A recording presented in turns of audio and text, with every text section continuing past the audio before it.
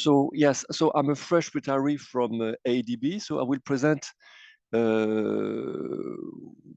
according to what is the title of my presentation, the ADB approach to the use of rated criteria. Actually, ADB just released a new standard bidding document based on the FIDIC Red Book and Yellow Book, respectively. So two new standard bidding documents, which are based on this, not only on the FIDIC Red and Yellow Book, but also based on this new evaluation methodology. Right. So I must say that ADB is not the first and not the only one, I would say, advocating for the use of what we call merit point criteria. It's a synonym for rated criteria.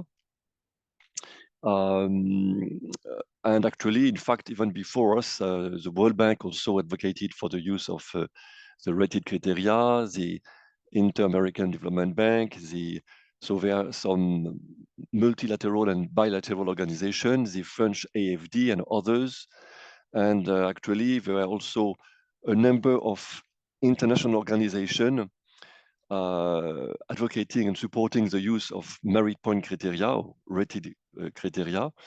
But FIDIC itself, actually, in the FIDIC guide, FIDIC procurement guide, which was released in 2011 and which is now being updated. So back in 11, FIDIC supported the use of the merit point system. And actually, they advocated that for works contract, there should be an evaluation based on an assessment of quality and cost. And in this guide, actually, they even recommended to use 80% weighting for the technical criteria and 20% for the use of financial criteria, the price. And in 2017, actually, FIDIC issued, I would say, a note about the evaluation of bids, and they reaffirmed that the low bid or the lowest bid is not providing the best value for money.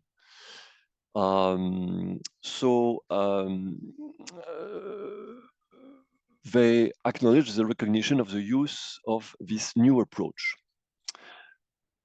Well, as for ADB, actually, back in 2017, when we adopted a new procurement policy and regulation, it was acknowledged in our procurement regulation that non-price criteria should be assessed in order to provide the best or the most value for money. So this was affirmed. This is a statement from our procurement regulation. Achieving value for money through the effective, efficient, and economic use of resources requires the evaluation of the relevant costs and benefits, naturally based on objective thought, along with an assessment of risk and non-price attributes. That's very interesting, non-price attributes. So it did open the door for the merit point system and all life cycle costs as appropriate. And this was further developed in a number of guidance notes. We issued a guidance note in December 2021, which was quite detailed on this issue, as you can see on my left-hand side of my screen. And there was a further guidance note released 1 year later in December 22 on the use of merit point criteria for the water sector. And there is another guidance note which is still actually not yet released, but still in draft, about the use of merit point system in the contracts in the transport sector. So the last, I would say, step, perhaps, or the most recent step in this direction was the release, as I said, in last December, in two new standard bidding documents, so user guide containing the standard bidding document. And actually, these two new user guides, so what you can see on my screen, has, I would say, two new features. The first, they were based on the FIDIC Red Book 2017 as reprinted in 2022. So the same for the Red Book and for the Yellow Book. So we have two standard building documents and user guides. And they were also based, and this is new because formerly our user guides were based on the lowest evaluated and substantially responsive bid, LESRB, the LESB, lowest evaluated substantially responsive bid. So we shifted from this approach to the approach of making an evaluation or recommending evaluation on merit point criteria. And it was said that actually the use of any other methods, and particularly the use of the former, I would say, less, but the former lowest evaluated substantially responsive bid is still not, I would say, prevented or disrecommended, but however should be justified through the strategic procurement planning analysis. But the default system should be the merit point system. So we actually, to distinguish our approach from the World Banks, we did not really make it compulsory, but we made it the default evaluation methods in our standard building document.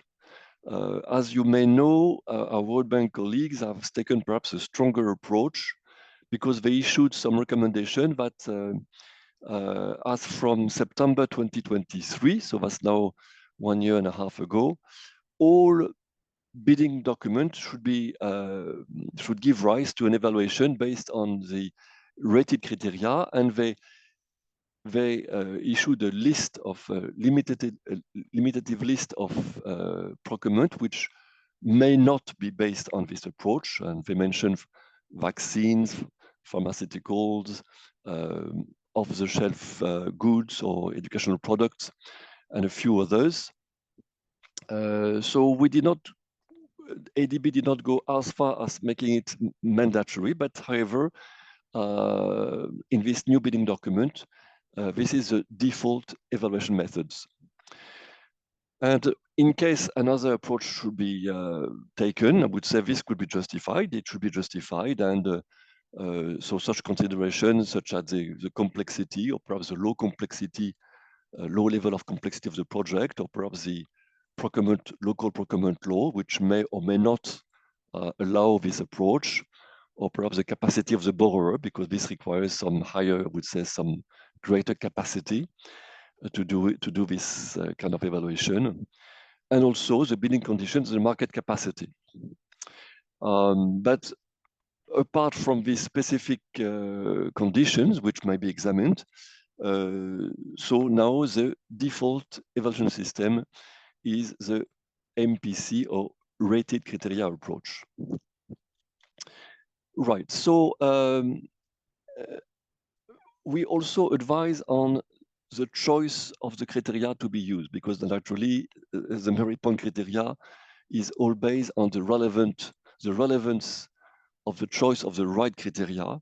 So we recommend that first, during the strategic planning, procurement planning analysis, there should be a clear, I would say, vision, a clear statement of what should be the major project outcomes. What are the major project outcomes? Is it only getting the most economical bid? Is it only is it to favor the greatest, I would say, social and social benefits? Is it to foster perhaps or to enhance the environmental, I would say, aspect? So from these major project outcomes, there should be a reflection about what should be the drivers who should allow or enable to achieve these outcomes, and the choice of the criteria should be chosen on which criteria will drive these outcomes. And we, in fact, suggest a number of a set of criteria which may be considered.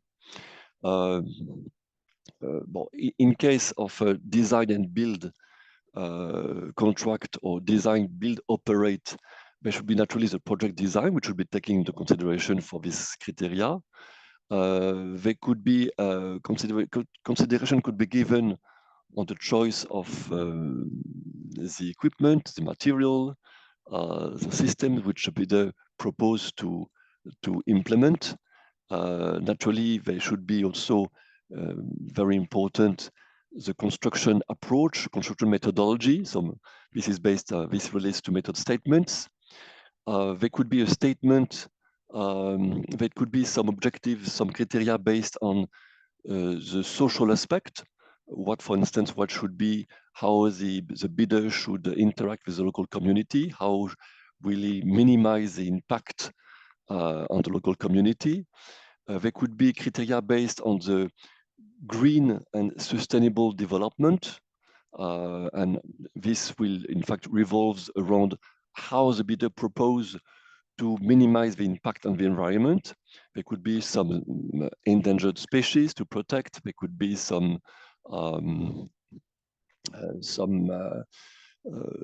aspect on rivers, on the fauna, on the flora. And for contracts which involve operation maintenance, naturally, criteria could be designed on the approach to operation and maintenance.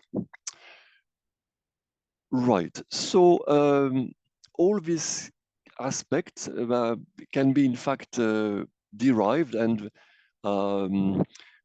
typically would say this criteria could be, for instance, for the design, they probably, if design is involved in the contract, some concept design should be requested from the bidders. If criteria are chosen on the kind of material, the type of material and systems that should be implemented, the bidder should elaborate on the sourcing, the kind of materials, the warranties. For construction, they can elaborate on the logistic aspect, the methodology, method statement, the approach to health and safety. So you have here a set of possible criteria which should be chosen from. And from this criteria, there should be, I would say, a number of weightings that should be determined. So in our bidding document, we suggest, I would say, for illustration purpose, a certain methodology based on certain criteria, which I will elaborate upon. First, in the section 3 of bidding document, we specify that a certain sequence should be chosen when using the merit point system. And we have here kind of flow charts. So it's in 2 parts. So the first part is an assessment. Well, there will be a record of bid opening, naturally. There will be a first examination based on the content of the bids. And some bids may be rejected if they don't comply with the requirement for the existence of a bid security, for instance, if they don't comply with the bid validity, if the letter of bid is not signed, if there is no proper letter of authorization from the bidders from the management to express the bid. So there must be a preliminary examination. So this can lead to first rejection of some bids which do not meet this requirement. The second step, or the third perhaps, is the assessment of qualification. So as you know, qualification, I will not perhaps comment very much on it, but as you know, one should not conflate qualification, the assessment of qualification and evaluation. Qualification is, as you know, based on pass and fail basis, and it rather, if I may use this word, even though it's not stated in the bidding document themselves, it's rather geared towards the past, meaning it's an assessment of the experience, the financial capacity and the financial accounts, the historical contract performance, the bidder experience, in terms of completing similar contracts. So this is pass and fail. And as you know, there is no, would say, subjective, there is a very limited subjective room for this assessment. When monetary criteria are set for qualification, in theory, even $1 less than the criteria should lead to the rejection, to the disqualification. It's pass, fail. So this is a step number 3. And again, this can lead to disqualify and reject some bids. Only those bids which pass this step are taken for the next stage of the evaluation. So the next set of evaluation is a technical evaluation. And actually, this is made in 2 parts. The first part of it is the determination of the substantial responsiveness. So this is not really pass and fail. It was an assessment of the extent to which the bidder is responsive. It can be non-responsive and can be rejected as such, but there is an assessment of whether or not there are deviation, and if there are deviation towards the requirement, there should be an assessment whether or not this deviation or omission are minor or major. Major deviation should lead to rejection as being non-responsive. And now, if there are minor deviation, they can be further clarified. There could be a kind of a monetary adjustment of the bid if possible. So any bid which will not be considered as substantially responsive shall be rejected. And then we go to the technical scoring. So after this stage, we go to the financial evaluation, and then number 6, we go to the combination of the technical and financial score, and actually then it leads to the determination of the first ranked bid. So we no longer have the lowest evaluated being awarded the contract, but we have the first ranked bid further to the combination of technical and financial evaluation. This is nothing particularly new. It's a very classical, but this is spelled out, I would say, in this big document, and we have these flow charts which perhaps clarified, but we hope it will clarify the approach and the sequence of evaluation for our borrowers, for the ADB borrowers. Right, so as I said, and I will briefly go the next slides, we propose in our user guide a method which is given for illustration purpose only, and naturally we insist that it should be adapted on a case-by-case basis, but just to give an illustration of our approach, we propose so technical evaluation based and rated criteria based on, in that particular example, the approach of methodology of the bidder, and we propose to give 70%, but again, as for illustration purpose only, and an assessment of the key personal qualification for 30%. And both criteria will constitute the 100% technical scoring. So if we make a focus on the approach of methodology, so we have given, again, for illustration purpose, again, only a number of criteria and sub-criteria. As you see, we have listed here the design methodology. So obviously this must be a contract, should be a contract for design and build or design and build or operate.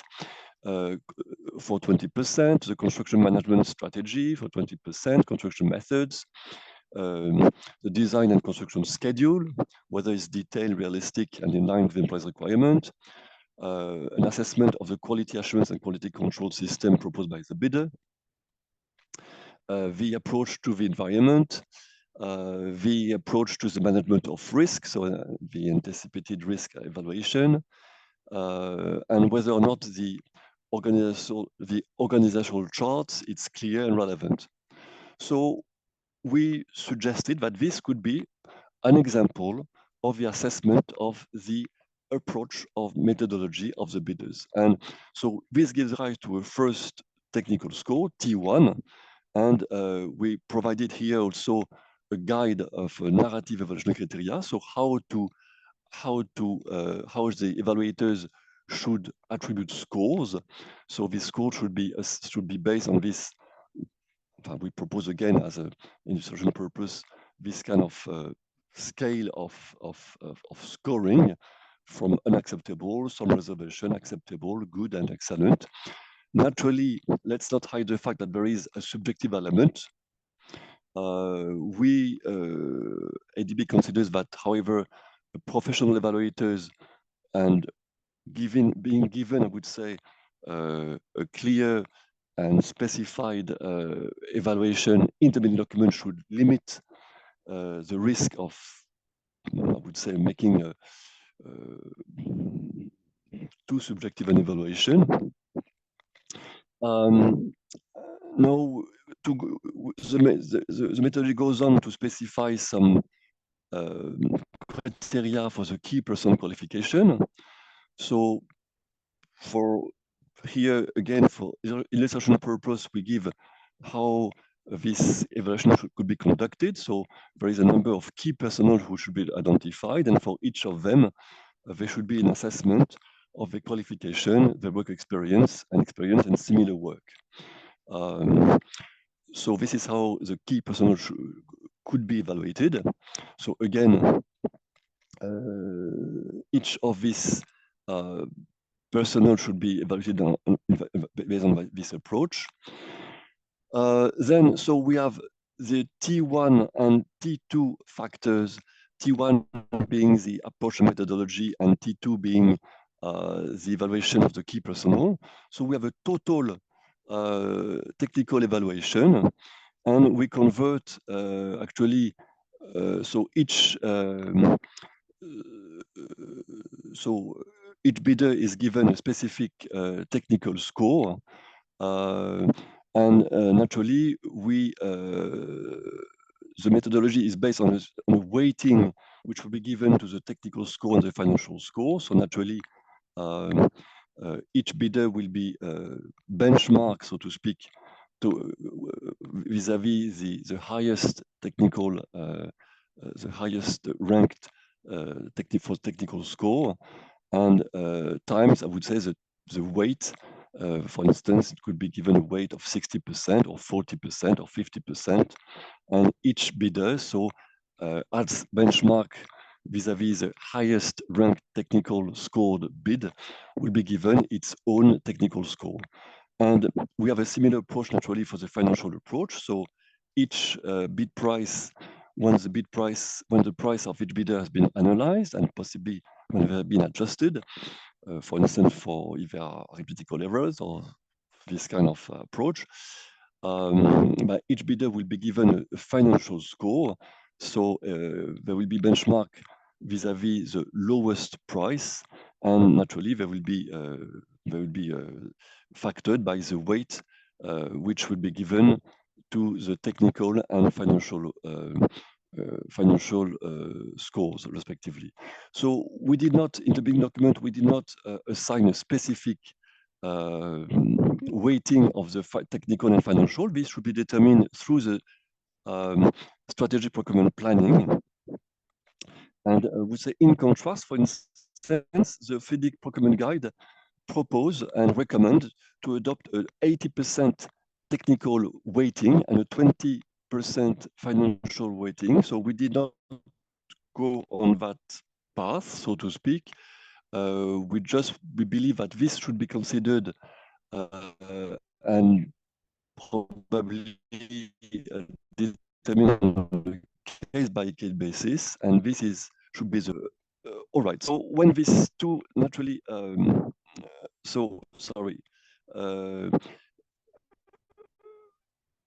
then once this weighting or based on the weighting which is set in the big document for the technical score and the financial score, but we combine this score for each bidder, and actually we have a combined score, CS, against which all bidders should be ranked, and there will be a first rank, which naturally will not necessarily be the lowest bidder.